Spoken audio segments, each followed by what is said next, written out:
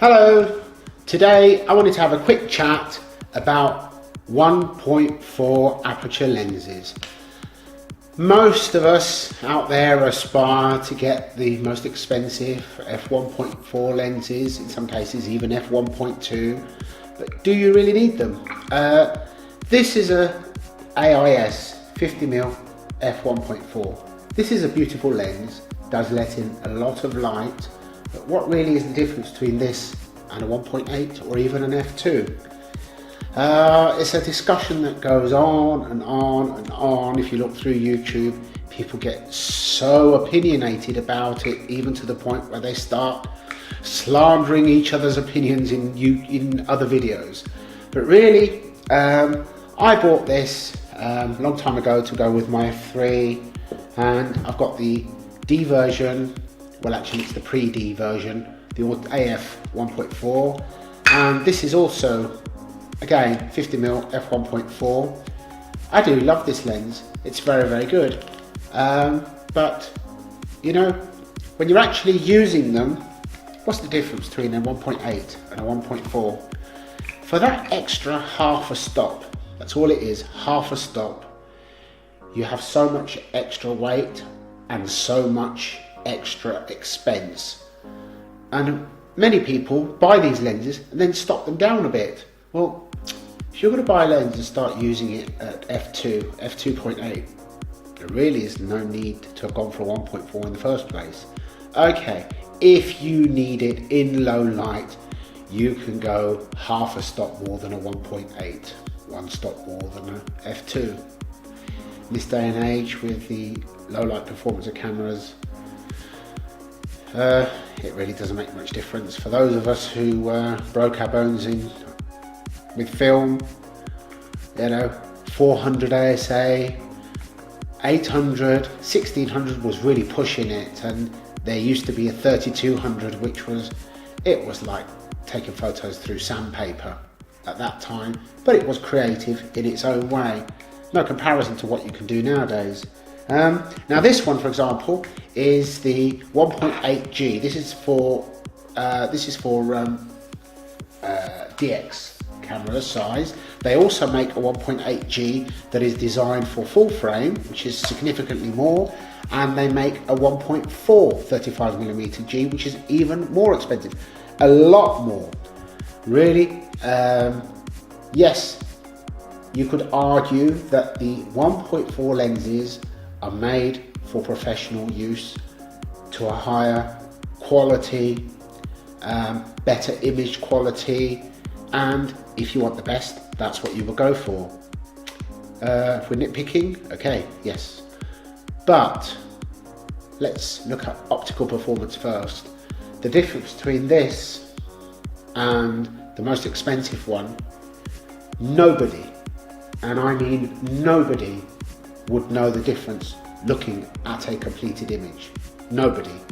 Even if you were to take two images side by side, you would literally have to blow them up to 200-300% and look closely, and then maybe you might find a small difference. In other words, this lens will go 95-98% for £150 of what a lens several times the price will go. For a professional, when it's a business expense, why not buy whatever's available? But if you are buying to a budget, then it's not really worth it. Now, with the older lenses like this one with the 50mm 1.4 AF, okay, you can buy these used. There's not a great deal of difference, but still, you can buy the 1.8D brand new now for £80, and yes, the image quality on that is not quite as good as this, but again, not enough to be noticeable. And on the later lenses like this one, then this one is better than this one, even though this is a 1.4. And on the 35mm 1.8G, on this series, they also make a 50mm 1.8G and a 50mm 1.4G, and I think nearly everybody would agree the 1.8G actually has slightly better image quality. and that seems to be replicated in the 85mm 1.8G and 1.4G. The 1.4 giving you half a stop more light and the slightly shallower depth of field that would go with it, but it is negligible. There again, on one of the other lenses that I've reviewed, that's the Minolta 58mm 1.4. I bought that to use on my Sony a6000 with an adapter. Now, I bought that lens for creative purposes. I wanted a very fast lens that was in excess of the 50, that gave a field of view closer to the 80-85mm. And I really love that lens for portraits. It's not the sharpest lens, these walk all over it, but I don't care, that's not what I want. I bought it for the character, for the creativity, and for the rendering of its skin tones and the rendering of the bokeh, which is beautiful. For that purpose, perfect. The same could be said for an 85mm. Depends what you are buying it for. But if you're just buying it just for that extra bit of light or that extra image quality, it is negligible. The build quality, to be honest, that's gone out the window now. These older lenses, these AIS lenses, now these were built to a specification, high quality build. They're 40, 50 years old, and there's thousands of them out there, and they are still as buttery smooth as they ever were. Fantastic. These, the early AF lenses, not too bad, but not as good as the AIS lenses, but still better build than these later plastic fantastic that they sell now. I mean, Nikon make a 58mm 1.4G that's well over £1,000. To be honest, I really don't see the purpose of it. It's the same build quality as this. It's just a piece of plastic, a slightly larger piece of glass in it, as far as I'm concerned.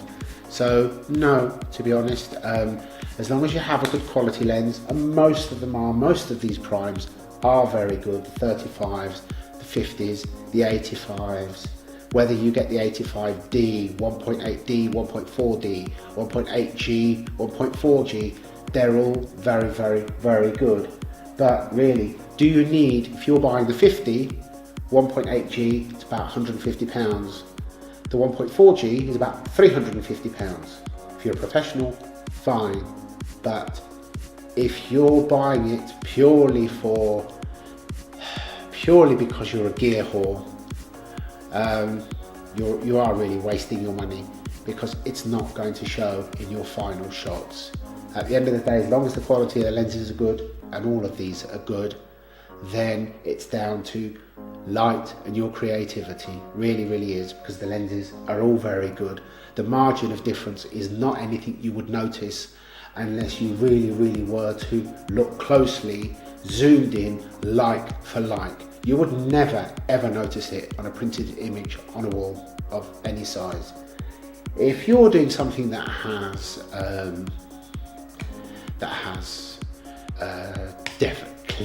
clearly defined lines, like architecture, then there are some lenses that do have pin cushioning or whatever that could affect it. But even then, nowadays with digital, as soon as it goes into Lightroom, you click the correction, it's all done. So really, most of the marginal errors are corrected as soon as you go into Lightroom.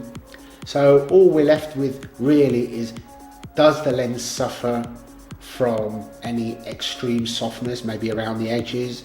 And most of the primes are pretty good, and if anything, it is the 1.4 aperture lenses that tend to be softer at the edges than the 1.8 or f2 lenses. Nikon makes some beautiful AIS lenses. They make an 85mm f2, which is not really much longer than this, a bit wider, and the image quality from that is fantastic. They also make 105mm f2.5, which is one of the best lenses ever. That was the lens that was credited with the image of the Afghan girl that went into the National Geographic magazine. And thanks to a certain angry photographer on YouTube, popularity of that lens has actually gone through the roof, as has the price. So realistically, buy a lens for the quality and for what you need it for. Prime lenses always win. Zoom lenses offer convenience. It's handy to have a standard zoom, of course, or a longer zoom, depending what you need it for, but you can't beat prime lenses, and you don't have to go and buy mega expensive ones. These ones are good. Even the 35mm f2D is also very good. Nikon make a 24mm f2.8 and a 20mm f2.8. They're not brilliant at the edges, especially wide open, but then that's not the kind of aperture focal range that you would want to be shooting necessarily wide open. Still very, very good. So realistically, buy for what you need. Don't get sucked into the being a gear nerd and just looking at specs again and again and again and paying out 3 or 4 times what you need to, because it is wasted money. It's nice to have a choice of lenses, different lenses from different eras that give you different effects. They can all be creative in their own way. They all do a wonderful job, and you don't need to pay a fortune for them. And some of the old Nikon manual lenses, and the Canon and Pentax and Minolta and Olympus, there's some fantastic lenses out there that you can get for next to nothing. Obviously the manual focus lenses are not the kind of lenses you'd use necessarily for run and gun people photography. They're too slow as compared to what we've got used to with autofocus, but for anything that you can take a bit of time and be creative over, I'd highly recommend them. So yeah, if it's between 1.4, 1.8 or f2, really, it's not a big deal, and certainly not worth paying 2 or 3 times the price for, unless you're not worried about the money.